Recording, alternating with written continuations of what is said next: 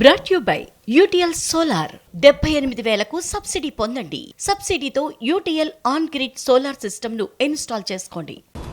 కాసేపట్లో పంచాయతీరాజ్ అధికారులతో deputy CM Pawan Kalyan video conference నిర్వహించబోతున్నారు. ప్రభుత్వ ఉద్యోగులపై భౌతిక దాడుల వ్యవహారంపై చర్చ జరపబోతున్నారు. రాష్ట్ర, జిల్లా, మండల స్థాయి అధికారులు, ఉద్యోగులతో పవన్ కళ్యాణ్ మాట్లాడబోతున్నారు. ఇటీవల గాలివీడు ఎంపీడీఓపై దాడి నేపథ్యంలో అధికారులతో పవన్ ఈ భేటీ నిర్వహిస్తున్నారు.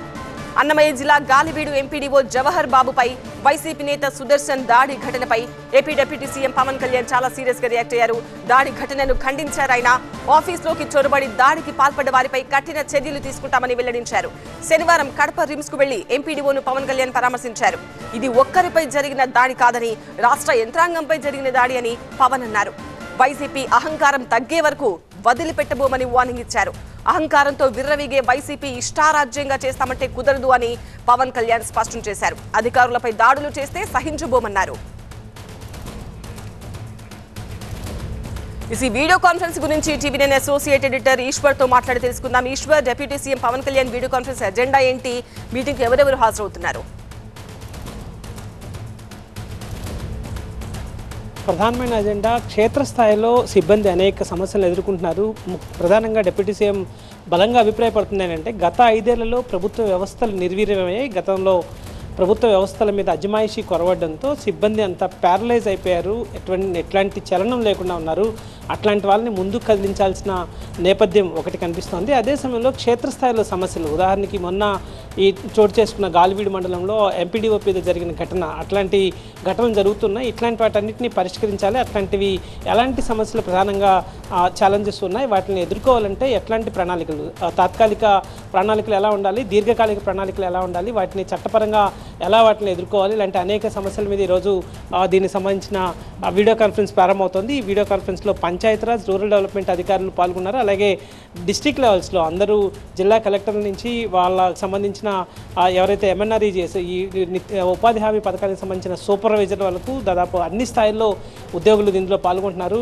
ప్రధానమైన లక్ష్యం క్షేత్రస్థాయిలో జరుగుతున్న సమస్యల్ని తెలుసుకొని పరిష్కరించాలి. కేవలం రాజధానిలో కూర్చొని ఉన్నతాధికారులు కావచ్చు, మంత్రులు కావచ్చు, ఇట్లా కూర్చొని డైరెక్ట్ చేస్తే పనులు కావడం లేదు. అనేక ఇబ్బందులు ఎదురవుతున్నాయి. కొంతమంది భౌతిక దాడులు కూడా పాల్పడుతున్నారు. ఇట్లాంటి అన్నింటినీ అడ్రస్ చేయాల్సిన అవసరం ఉంది. ఎందుకు ఇట్లాంటి సమస్యలు ఉత్పన్నమవుతున్నాయి, దానికి కారణాలు ఏంటి, వాటి మూలాల్లోకి వెళ్ళి అట్లాంటి పరిస్థితులు ఉత్పన్నం కాకుండా చూడాలన్నది ఉప ముఖ్యమంత్రి లక్ష్యంగా కనిపిస్తోంది. ఈ ఉదయం ఆయన మీడియాతో చిట్ చాట్ కూడా చేస్తూ దాన్ని కూడా ప్రస్తావించారు. గాలివీడు లాంటి ఘటనలు చాలా చోటు చేసుకుంటున్నాయి. అధికారులు కూడా చాలా స్పందన కొరవైంది. పని చేస్తామన్న అధికారుల మీద ఇట్లాంటి దాడులు జరుగుతున్నాయి. వీటన్నిటినీ పరిష్కరించాలంటే మంత్రిగా నేను కూడా క్షేత్రస్థాయిలో పర్యటన జరపాలి. నేను వెళ్ళకపోయి ఉంటే ఆ సమస్యకి ఇంత పెద్ద ఎత్తున ప్రాధాన్యత వచ్చేది కాదు, లేకపోతే ఇంత పెద్ద ఎత్తున మళ్ళీ ఇంకోసారి చేయాలంటే భయపడే పరిస్థితులను తీసుకొచ్చాను.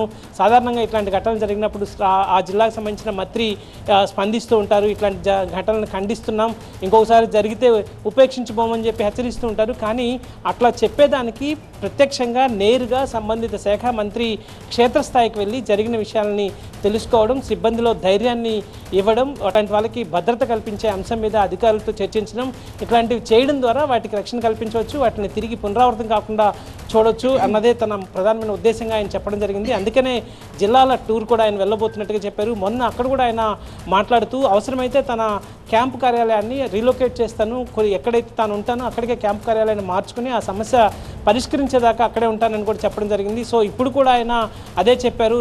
ఈ నెల జనవరి నుంచి నెలకి 14 రోజుల పాటు జిల్లాల పర్యటన చేయబోతున్నాను. అవసరమైతే 14 రోజులు అంటే 2 వారాల పాటు జిల్లాల్లో ఉండబోతున్నాను. ఆ 2 వారాలు ఎన్ని జిల్లాల్లో ఉంటాను, ఎట్లా ప్రణాళిక చేయాలో చూస్తున్నాను. అట్లాంటి జిల్లాల టూర్లో కూడా ఇట్లాంటి ఇష్యూస్ అన్నీ అడ్రస్ చేస్తాం.